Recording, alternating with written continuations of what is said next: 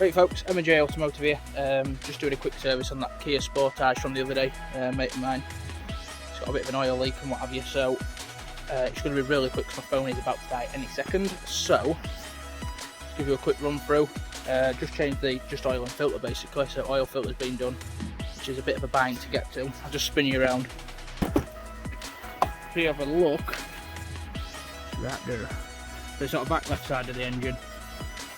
It was tight, it was really tight, so Matt Killer just goes and crack that off. Use one of these fancy claw jobbies, just like that, and the more you tighten it on, the tighter it grips the filter, so I've done that.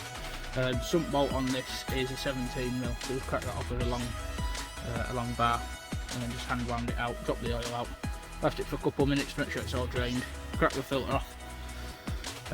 Just left that to, so, and that'll be that. The wrong way. That will be that. So, any questions? Any queries? 6 litres of oil, 530. If you want to know, drop us a comment. Let us know. Cheers, guys.